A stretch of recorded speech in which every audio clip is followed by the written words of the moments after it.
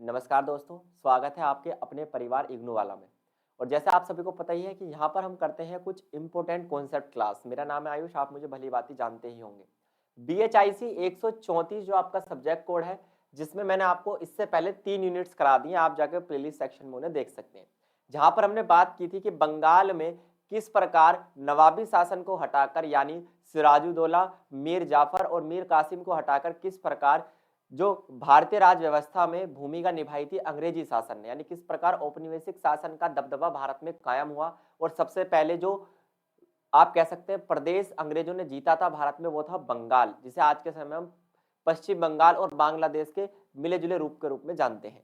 कहने का मतलब यह है कि अंग्रेजी शासन की शुरुआत सबसे पहले बंगाल से हुई और बंगाल में ही सबसे पहले क्या बना, आप कह सकते हैं औपनिवेशिक शासन। और वहां से धीरे धीरे इसका विस्तार लगभग 1857 तक पूरे भारत में हो गया, है ना। और बंगाल के अधिकारी को उस समय नाम दिया गया था क्या, बंगाल का गवर्नर जनरल। तो आज हम उन्हीं की बात करेंगे कि बंगाल के जो पहले गवर्नर जनरल थे, जिनका नाम आपको यहाँ पर स्क्रीन पर दिखाई भी दे रहा होगा, that is Warren Hastings. Warren Hastings जो बंगाल के पहले गवर्नर जनरल बने, उन्होंने किस प्रकार बंगाल पर, और इसके अलावा आपको पता है 2-3 स्टेट जैसे बम्बई और मद्रास, यहाँ पर क्या था, इनका शासन था। इन 3 प्रेसिडेंसी जो कि किसके अधीन थी, अंग्रेजों के अधीन थी, उनका शासन किस प्रकार चलाया। तो आज की जो यूनिट आपको दिखाई दे रही होगी, ये यूनिट बात करती है किसके बारे में, आप कहेंगे सर ये यूनिट सीधी सी बात करती है कि किस प्रकार 1857 तक, है ना, क्योंकि 1857 में तो फिर विद्रोह हो गया था, सैनिक विद्रोह हो गया था। तो इससे पहले जो हमारा अंग्रेजी शासन था, उसका विस्तार भारत में किस प्रकार हुआ। क्योंकि लास्ट क्लास में हमने बात कर ली थी, कहाँ तक की हमने बात कर ली थी, लगभग 1765 तक की, है ना, जब बंगाल पर क्या हुआ था, यहाँ पर हुआ था, आपको पता है बक्सर का युद्ध हुआ था। और बक्सर के युद्ध के बाद आपका क्या हुआ था, अंग्रेजी शासन का विस्तार होने लगा था। तो हम इसी टाइम पीरियड की बात करेंगे। ऐसा माना जाता है कि 1757 जब प्लासी का युद्ध हुआ और 1857 जब भारत में सैनिक विद्रोह हुआ, इस 100 साल के टाइम पीरियड में, इस 100 साल के टाइम पीरियड में ही अंग्रेजों ने भारत पर क्या किया था, कब्जा किया था। तो यहीं से ये क्वेश्चन उठता है। क्वेश्चन क्या उठता है, इसको ध्यान से देखिए कि 1857 तक औपनिवेशिक सत्ता का विस्तार किस प्रकार हुआ, किस प्रकार अंग्रेजी शासन 1857 तक फैला, ये बात हम करेंगे। तो सबसे पहले भारतीय इतिहास में 2 व्यक्तियों को विशेष रूप से माना जाता है कि उन 2 व्यक्तियों ने क्या किया था, ब्रिटिश साम्राज्य की स्थापना की थी। 2 व्यक्तियों ने ब्रिटिश शासन की स्थापना की थी इस टाइम पीरियड के बीच में। 1757 जब बंगाल पर एकाधिकार होना शुरू हो गया किसका, अंग्रेजों का, और 1857 तक जब तक पूरे भारत में अंग्रेजों का शासन नहीं हुआ। 100 साल के टाइम पीरियड में 2 व्यक्ति हैं जो सबसे इंपॉर्टेंट रहे हैं। वो कौन कौन थे, एक तो बंगाल के गवर्नर जनरल हो गए आपके रॉबर्ट क्लाइव, और दूसरे हो गए आपके वॉरेन हेस्टिंगस। क्लियर। अब देखिए अंग्रेजों ने एक एक्ट पारित किया था 1773 में। कब किया था, 1773 में एक एक्ट पारित किया था जिसका नाम था रेगुलेटिंग एक्ट। रेगुलेटिंग एक्ट का मतलब यह था कि रेगुलेटिंग एक्ट के अंदर से एक शब्द निकला जिसे हम कहते हैं रेगुलेट करना। क्या होता है दोस्तों, रेगुलेट करना। और रेगुलेट का मतलब होता है नियमित करना, किसी चीज को नियम में बांधना, है ना, नियमित करना। तो अंग्रेजों ने सोचा कि धीरे धीरे हम क्या कर रहे हैं, भारत पर धीरे धीरे क्या कर रहे हैं, अपना अधिकार तो जमा रहे राजनीतिक रूप से, लेकिन कहीं ना कहीं उस पर कुछ नियम भी होने चाहिए, कुछ ना कुछ रेगुलेशंस होनी चाहिए, कोई ना कोई अधिकारी नियुक्त किया जाना चाहिए। इसलिए हम 1773 का रेगुलेटिंग एक्ट लेकर आए। और अब एक नई व्यवस्था की गई कि जो बंगाल का गवर्नर होगा उसे गवर्नर जनरल कहा जाएगा, यानी बंगाल में जो अंग्रेज अधिकारी होगा उसे कहा जाएगा गवर्नर जनरल। और इसके अलावा 2 प्रेसिडेंसी इनकी कौन सी बची थी, जहां जहां पर अंग्रेजों का शासन रहा है, एक बॉम्बे पर अंग्रेजों का शासन था और दूसरा मद्रास पर अंग्रेजों का शासन था। और ये दोनों प्रेसिडेंसी भी गवर्नर जनरल के अधीन ही रहेगी। यानी टोटल 3 जगह थी जहां पर इनका क्या था, दबदबा था।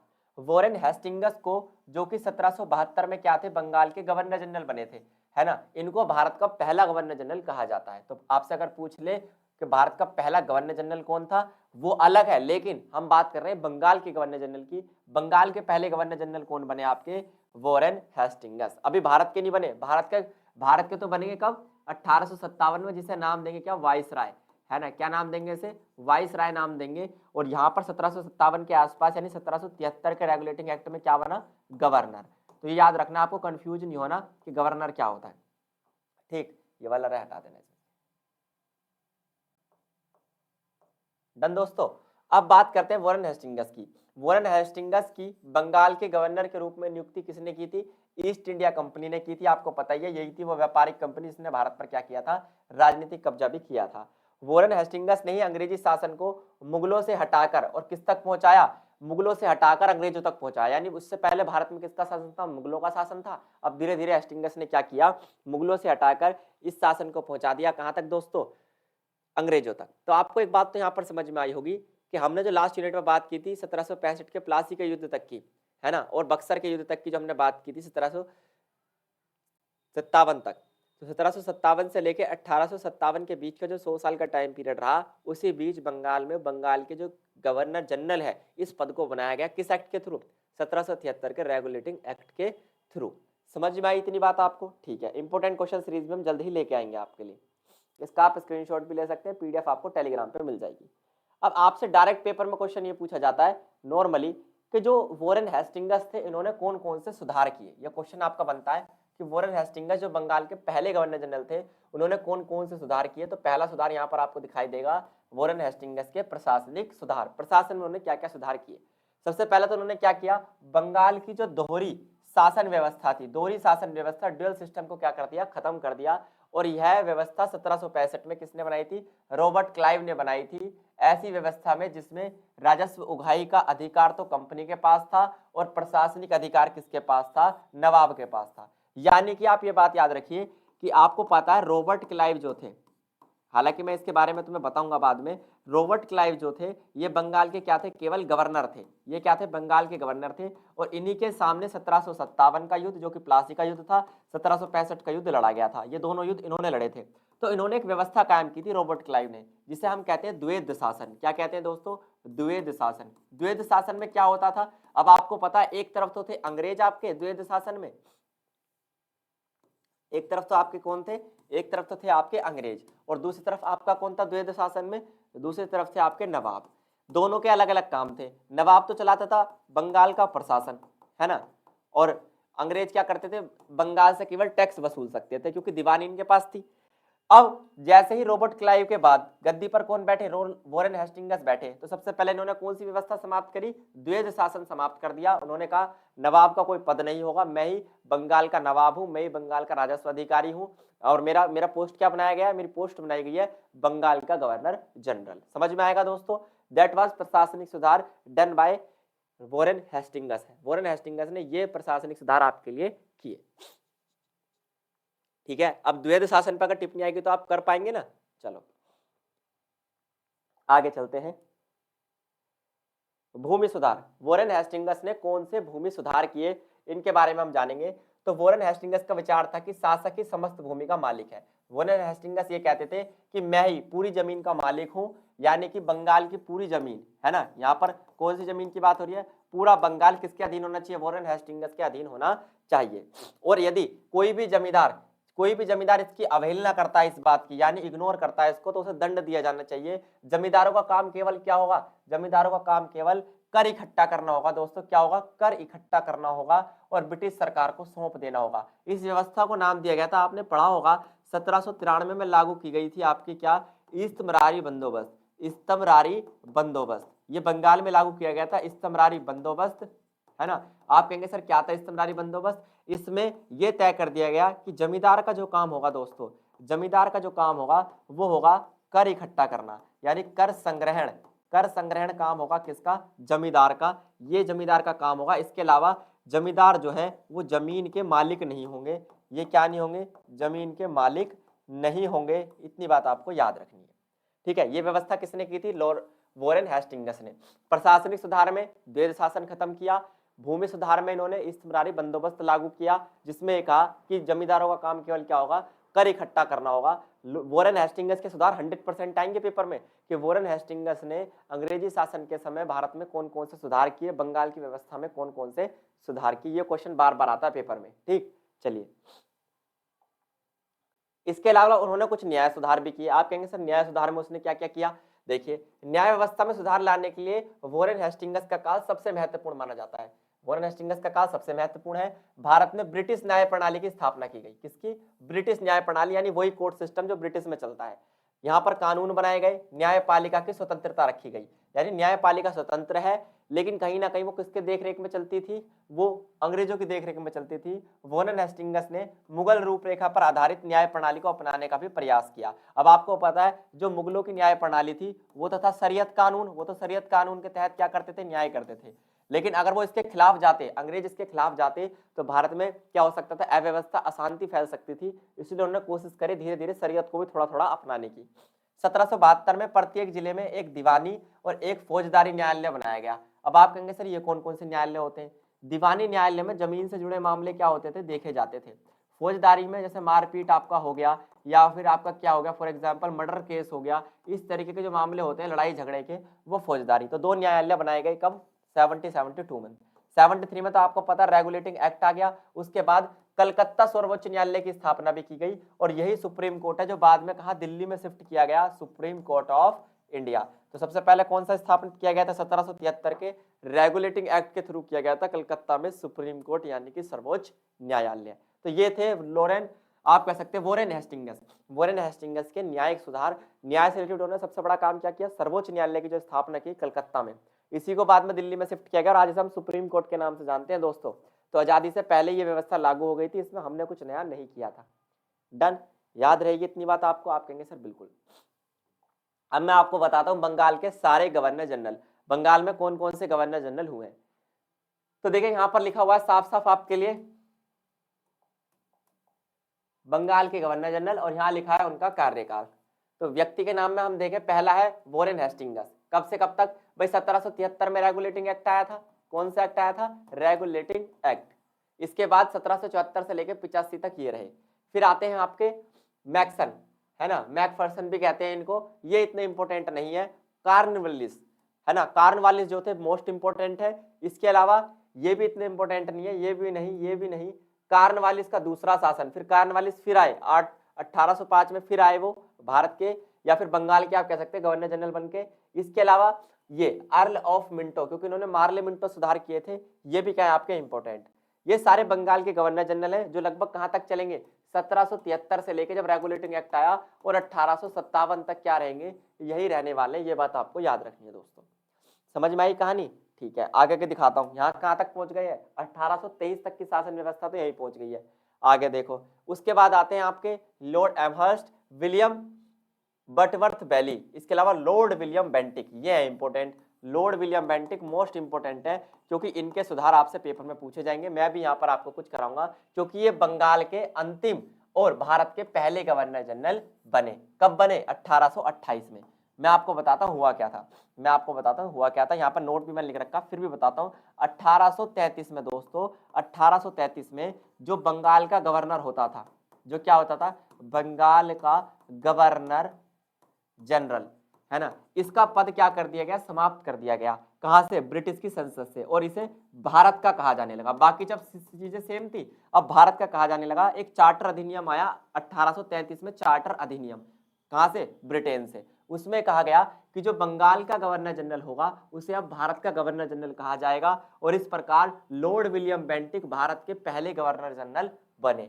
याद रहेगा, बंगाल के पहले गवर्नर जनरल कौन थे, वॉरेन हेस्टिंग्स। पूरे भारत के पहले गवर्नर जनरल कौन बने थे आपके, लॉर्ड विलियम बेंटिक। याद रहेगा दोस्तों, ये बने भारत के पहले, और इन्होंने भारत में क्या किया था, ये अंतिम गवर्नर जनरल थे बंगाल के और भारत के पहले थे। लॉर्ड विलियम बेंटिक ने भारत में क्या किए थे, सुधार किए थे। ये मैं आपको लास्ट में समझाऊंगा बहुत अच्छे से। अभी आप लॉर्ड विलियम बेंटिक को समझ लो। भारत के पहले गवर्नर जनरल जिनका नाम था लॉर्ड विलियम बेंटिक, इनकी मृत्यु कब हुई, 1839 में हो गई थी। 1833 में गद्दी पर बैठे थे। इन्होंने क्या क्या किया भारत में, एक तो सती प्रथा, आपको पता है ना, पति के मरने के बाद पत्नी को उसी के साथ चिता में क्या करनी पड़ती थी, अग्नि दहन लेना पड़ता था। उस सती प्रथा को समाप्त किया था किसने, लॉर्ड विलियम बेंटिक ने। इसके अलावा उन्होंने क्या किया था, भारत में बहुत सारे अंधविश्वास प्रचलित थे, उन्हें दबाने की कोशिश की, जैसे सती प्रथा को समाप्त किया। विधवा विवाह शुरू किया इन्होंने, विधवा को जलाने की जो प्रथा थी उसको भी इन्होंने समाप्त किया इस कानून के तहत 1829 में। बंगाल सती अधिनियम लेके आई है।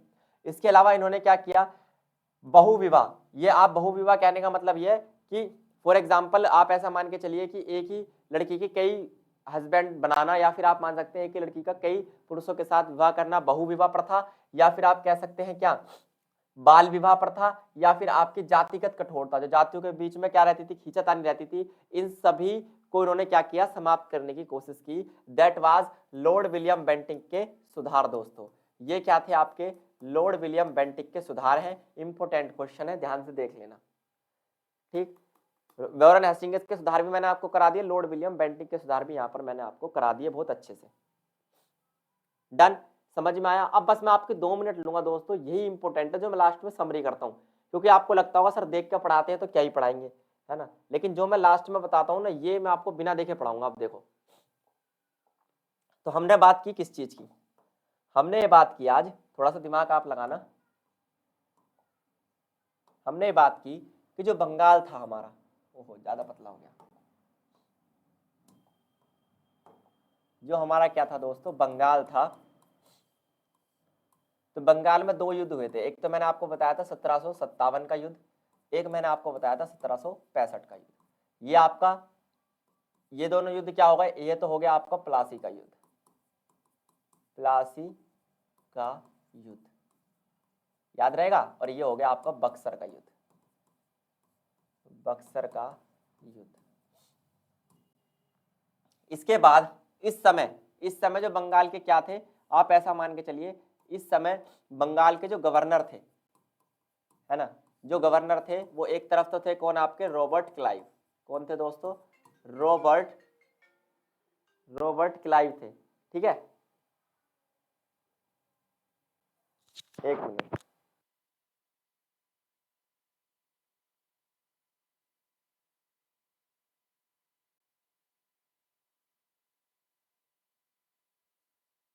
हेलो, ठीक है। और दूसरी तरफ यहाँ पर क्या थे, बंगाल में किसका भी शासन था, नवाब का भी शासन था, जिसमें मैंने आपको सिराजुद्दौला वगैरह बताए थे। जब ये दोनों के काम अलग अलग कर दिए गए, जैसे रॉबर्ट क्लाइव का काम तो क्या था दोस्तों, बंगाल में राजस्व इकट्ठा करना, राजस्व संबंधी कार्य कौन करते थे, रॉबर्ट क्लाइव करते थे, इतनी बात आपको याद रखनी है। जबकि दूसरी तरफ नवाब का काम था केवल प्रशासन, है ना, प्रशासन संबंधी काम किसका था, प्रशासन चलाना काम था आपका किसका, नवाब का। इस व्यवस्था को कहा जाता था, इस व्यवस्था को कहा जाता था मेरे भाई द्वैध शासन। इस व्यवस्था को क्या कहा जाता था, द्वैध शासन। इतनी बात आपको समझ में आई, आप कहेंगे सर बिल्कुल आपने समझा दी, हमें समझ में आ गई। ठीक, उसके बाद आगे की कहानी क्या होती है, आगे की कहानी ये होती है, इन दोनों युद्ध को समाप्त होने के बाद 1773 में अंग्रेज लेके आए अपना क्या, रेगुलेटिंग एक्ट। क्या लेके आए, रेगुलेटिंग एक्ट। रेगुलेटिंग एक्ट की क्या खास बात रही, रेगुलेटिंग एक्ट की खास बात ये रही कि अब एक नया पद इन्होंने बना दिया। आप कहेंगे सर नया पद क्या था, अभी जिसे गवर्नर कहा जाता था, इसे कहा जाने लगा बंगाल का गवर्नर जनरल, है ना। और गवर्नर जनरल के अंदर कितनी चीजें डाली इन्होंने कहा गवर्नर जनरल के 3-4 काम होंगे। कौन से 3-4 काम होंगे भाई, इसके अंदर 3 राज्य आएंगे, एक तो आएगा क्या, बंगाल, ठीक है, बंगाल के अलावा आप कह सकते हैं इसी के अंदर आएगा क्या आपका बंबई, है ना, और इसी के अंदर आपका आएगा मद्रास, जिसे आज के समय में आप चेन्नई कहते हैं। ये तीनों किसके अंदर होंगे, बंगाल के गवर्नर जनरल के अंदर। इसी बेस पे अंग्रेजों ने क्या किया, ये जो 1773 का रेगुलेटिंग दोस्तों क्या था, एक्ट था, 1773 के रेगुलेटिंग एक्ट के बेस पर ही यहाँ पर क्या किया गया, भारत के जो पहले गवर्नर जनरल थे, पहला बंगाल का गवर्नर जनरल किसे बनाया गया, मैंने अभी आपको बताया था, पहला बंगाल का गवर्नर जनरल बनाया गया किसको, वॉरेन हेस्टिंग्स को। याद रहेगा कब बनाया गया, 1774 में बना दिया। उसके बाद 1833 में एक नई कहानी ये लेके आए। 1833 में क्या लेके आए, ये लेके आए चार्टर एक्ट। क्या लेके आए, चार्टर एक्ट। अब इस चार्टर एक्ट में इन्होंने क्या किया, कुछ नया किया, हमेशा इनके अंदर चलती एक नई प्रकार की, क्या, जो बंगाल का गवर्नर जनरल होगा, जो बंगाल का क्या था, गवर्नर जनरल, है ना, इस पद को तो क्या कर दिया दोस्तों, इस पद को तो इन्होंने कर दिया समाप्त, और इसकी जगह इन्होंने बनाया कौन सा पद, बंगाल के गवर्नर जनरल को समाप्त करके इन्होंने बनाया भारत का गवर्नर जनरल, भारत का गवर्नर जनरल, है ना।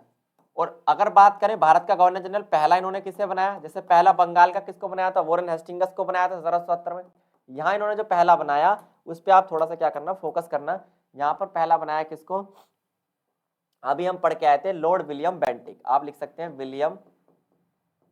विलियम बेंटिक को इन्होंने क्या बनाया, पहला भारत का गवर्नर जनरल बनाया। कब बनाया, 1834 में, और 1839 के आसपास इनकी मृत्यु हो जाती है। इतनी बात आपको याद रखनी है। सुधार दोनों ने किए। सुधार के मामले में चाहे आपके हेस्टिंगस हो और चाहे आपके क्या हो लॉर्ड विलियम बेंटिक हो, दोनों ने सुधार किए। इन पर भी सुधार का क्वेश्चन आता है। इन्होंने भी बहुत से क्या किए, सुधार किए हैं। इन पे भी सुधार का क्वेश्चन आता है। और इन्होंने भी, जैसे मैंने अभी आपको बताया, सती प्रथा इन्होंने समाप्त की, बाल विवाह इन्होंने समाप्त किया, है ना। इसके अलावा इन्होंने भारत में इंग्लिश मीडियम जो एजुकेशन है ना, इंग्लिश एजुकेशन, वो यही लेके आए थे। क्लियर, इतनी बात आपको क्लियर हो गई। अब इसके बाद जो हम कल से पढ़ेंगे वो क्या पढ़ेंगे कि 1833 के बाद 1857 तक क्या चलती रही, यही कहानी चलती रही। भारत के गवर्नर जनरल बनते रहे, बिगड़ते रहे। 1857 में क्या हुआ, सैनिकों ने विद्रोह कर दिया। क्या कर दिया, सैनिकों ने विद्रोह कर दिया, है ना। इस सैनिक विद्रोह के बारे में हम अगली क्लास में पढ़ेंगे कि 1857 से आगे की कहानी पढ़ेंगे। 1857 तक की कहानी आज हमने कवर की है।